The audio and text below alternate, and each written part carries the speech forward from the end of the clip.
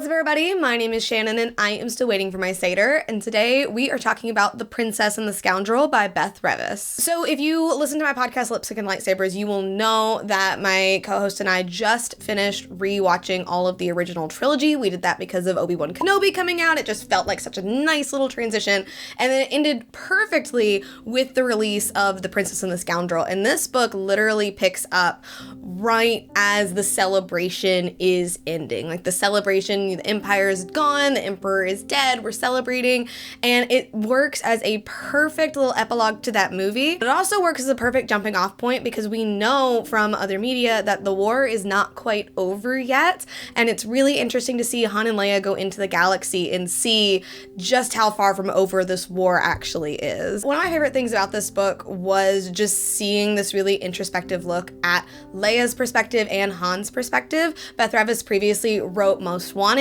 which was one of the solo tie-in books, and it feels like such a natural progression of Han. Like, it was so perfect. And just being inside of his mind and seeing, you know, these two people who are in kind of different points in their lives, like when it comes to like emotionally, but then very similar places when it comes to like what's going on with the war and all of that, seeing how they can navigate their relationship. And like, I was so shocked because Han is so emotionally mature. Like, he is so like emotionally ready to be in this committed like marriage, whereas Leia has been part of this war for so long, and she's learning all of these huge bombshells about her life. She's still not coming to terms with nor dealing with the fact that she is the daughter of Darth Vader. She's also finding herself like a little bit almost jealous in a way of Luke and how he seems to like be coming to terms with things.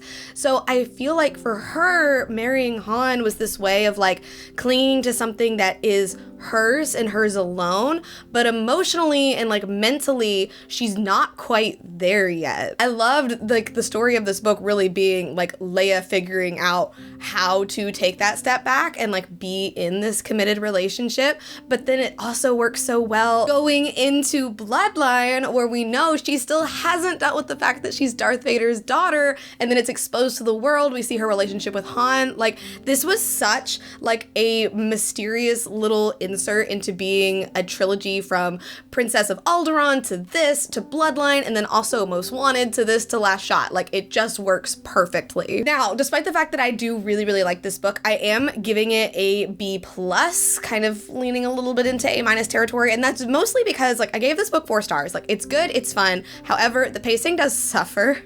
The reason the pacing suffers is because this is an advertisement for the Halcyon, for that super expensive Star Wars hotel, and that's fine, but the pacing just really slowed down in those sections. I was waiting for something to happen. Like, we just had all of this like nostalgia with Endor and the wedding, and then towards the end of it, we see like the economics, we see like the environmental backlash and everything happening like with the ending of the war on this ice planet. So the middle to me was just kind of meh. It was a little bit weird to get through. And also, this is an adult novel. This is Del Rey, so like it's an adult novel, and like for Star Wars, adult is still gonna be, you know, like pretty PG, like that kind of thing. This book is so G-rated.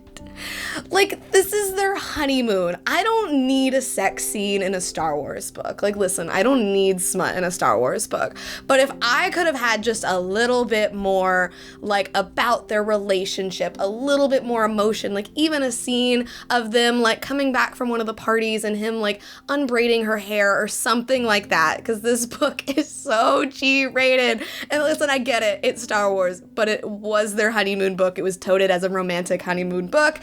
And that was just a little bit lacking for me. But anyway, I really love this book. I really recommend it. I think especially after watching like Return of the Jedi, it fits in so perfectly. It brings in so many amazing things, even looking towards like The Force Awakens and The Last Jedi. Like, it even made me like okay with some things that happened in The Rise of Skywalker. So overall, I just really recommend that you check it out. And if you want to hear me talk more spoilery things about it, we'll have an episode about it here pretty soon. But anyway, like I said, I am giving this book a B+, and definitely give this one a look. But anyway, thank you guys so much for watching this video. If you liked it, be sure to hit that like button down below, and don't forget to subscribe to Talk Books with me every week. That's everything I got for today, and I will see you guys next time.